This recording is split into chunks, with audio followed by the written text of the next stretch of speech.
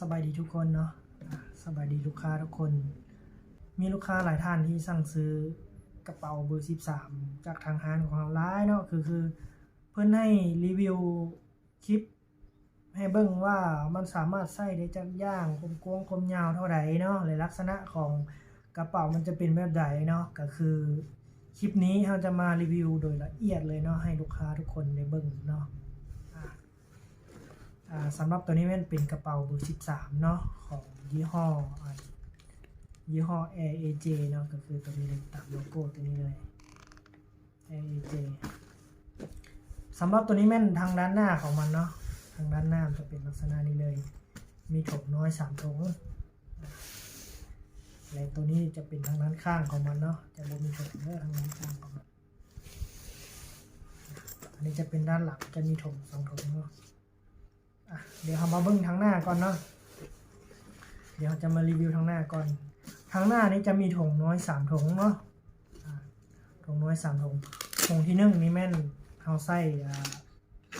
คัตเตอร์ไว้เนาะซึ่งใส่คัตเตอร์ได้กับประมาณ3อันเนาะใส่ได้ประมาณ 2-3 อันแต่ว่าเราใส่ไว้อันนึงเนาะเพื่อเป็นรีวิวเป็นตัวอย่างซึ่งตัวที่2นี่เราจะใส่เป็นกล้องอุปกรณ์น้อยเนาะกล้องอุปกรณ์น้อยนี่ก็ประมาณ5เซนคูณ10เซนเพื่อใส่น็อตใส่อุปกรณ์ต่างๆที่จำเป็นของเรานั่นเลยเนาะสำหรับตัวที่2สำหรับตัวที่3นี่เป็นไม้แมทเนาะเป็นไม้แมทแทกพอดีอ่องมือของเราเนี่ยไม้แมทตัวนี้มีความยาวอยู่ที่5เมตรเนาะเดี๋ยวใส่ไว้ถึงเก่า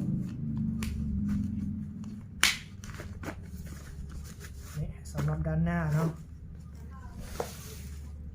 สำหรับด้านข้างจะเป็นประมาณนี้เลย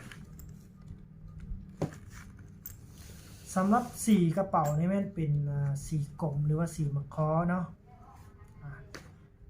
แล้วมาเบิ่งทางด้านหลังเลยนะก็คือทางด้านหลังนี่จะมีถง2ถงเนาะในถงทางด้านนี้เราจะใส่เป็นมิเตอร์ไว้เนาะใส่เป็นตัวอย่างให้ไว้และถงนี้เราจะใส่เป็นครีมปอกสายไฟสำหรับครีมปอกสายไฟตัวนี้ก็เป็นครีมปอกสายไฟเบอร์7ประมาณนี้แล้วก็มีไขควงน้อย2อันแล้วก็มีไขควงใหญ่อันนึงนี่ที่เราใส่ไว้เนาะสำหรับตัวนี้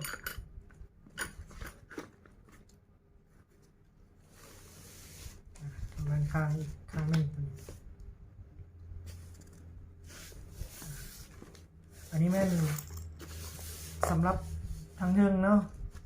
ทางเทิงนี้เป็นหูหิ้วแบบนี้เลยสำหรับขอบทางด้านเทิงนี่จะมีเล็กเนาะจะมีเล็ก2ฝากเลยเล็ก2ฝากซึ่งว่าเพื่อรักษารูปทรงของกระเป๋าไว้เนาะเวลาเราหีบแล้ววันนี้ทางด้านลุ่มนี่จะเป็นพื้นเนาะพื้นผ้าที่มีหยางน่าจะเป็นอย่างแข็งๆน้อยหนึ่งที่ตัวพื้นของกระเป๋านี่จะเป็นตัวห้องจะมีอย่างแข็งน้อยหนึ่งนี่เลยแล้วบัดนี้เรามาเบิ่งทางด้านในเลยเนาะว่ากระเป๋าตัวนี้สามารถใส่อย่างได้แน่เนาะเดี๋ยวมาเบิ่งทางด้านในเลยเนาะ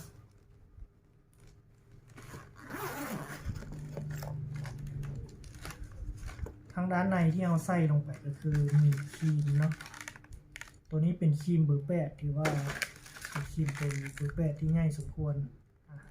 เราใส่เข้าไปทั้งโซบนี้เลยเนาะถือว่ามันเป็นเนื้อที่ไปสมควรนึงแล้วก็เป็นครีมเบอร์8อีกอันที่2ตัวนี้เป็นครีมเบอร์8เป็นตัวง่ายเลยเนาะตัวนี้เป็นเบอร์8ง่ายเลยครีมปอกสายไฟที่สร้างหลายๆคนมักใช้เลยเนาะตัวที่4นี่แม่นเป็นมิเตอร์เนาะ Unity ความกว้างของกล้องนี่ก็ประมาณ12คูณ17เซนเนาะแล้ววันนี้ตัวที่5แล้ววันนี้ตัวที่5เนาะจะเป็นแคมมิเตอร์ Unity 04พาร์ทนี่ก็ประมาณ10เซนคูณ21เซนเนาะกว้างคูณลงยาวและตัวสุดท้ายนี่จะเป็นหินเจียเนาะหินเจีย4นิ้ว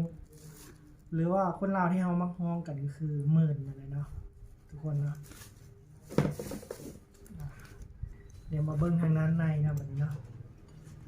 คือทางด้านในนี่จะเป็นหยางเนาะเป็นหยางอีกชั้นหนึ่งคือทางด้านนอกนี่จะเป็นผ้าหรือทางด้านในจะเป็นหยางเป็นผ้าหยางเนาะสรุปรวมแล้วก็คือเป็น2ชั้นเนาะเวลาฝนตกใส่ทางด้านนอกจะบ่เปียกเข้าทางด้านในเด้อมันจะบ่ซึมเข้าทางด้านในเนาะนี่เลยเป็นหยางแบบนี้เลยเด้อสำหรับปลูกพื้นทางด้านในเป็นประมาณนี้เลยคือเราได้นำเสนอไปในเบื้องต้นเลยเนาะว่าคอกของมันนี้คอกของมันนี้จะมีเล็กดามอยู่ให้สังเกตเบิ่งเวลาเราพับเนาะมันก็จะเข้าพร้อมกันเลยย้อนวันมีเล็กดามอยู่เล็กนี่กับความใหญ่ความหนานี่ก็ประมาณอยู่5-6 มิลเว้นว่าเวลาเราฮีดซิปอัดกระเป๋ามันก็จะสามรูปทรงอยู่ลักษณะนี้เลยมันจะบนยวกจะบดย้วยลงเนาะคือกระเป๋าบางรุ่นบางตัวเนาะเวลาเขาฮีดมันบ่มีเล็กดำอยู่เลยเนาะเวลาฮีดมันก็จะยอกจะย้วยลง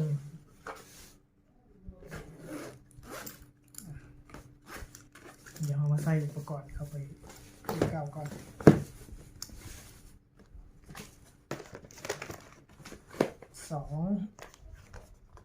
3 4 5 6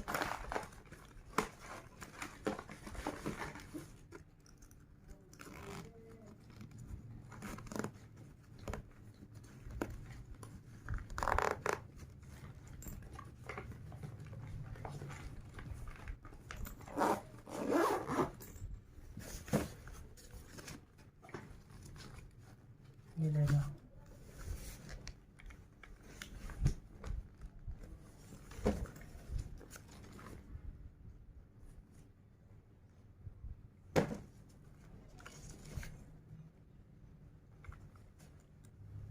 คือน้ำหนักของมันตอนนี้ก็อยู่ประมาณ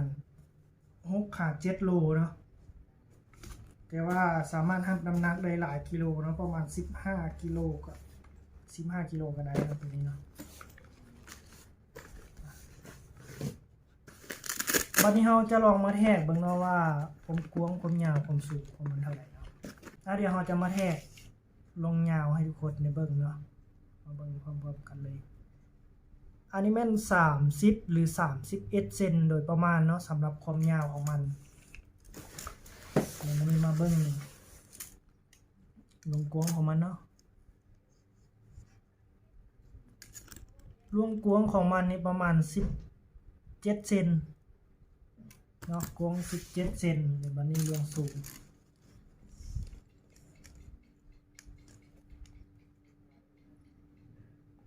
ลงสูงนี่ประมาณ18เซนเนาะสำหรับรายละเอียดของกระเป๋า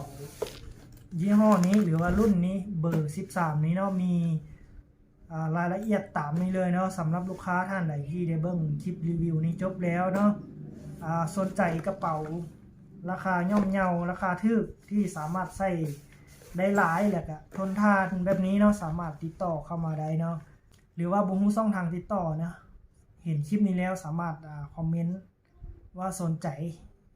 จกระเป๋ากองคลิปนี้ได้เนาะหรือว่าสั่งซื้อทางเพจของพวกเราได้เลยเนาะสำหรับคลิปนี้ได้จบไว้เพียงเท่านี้เนาะขอบใจ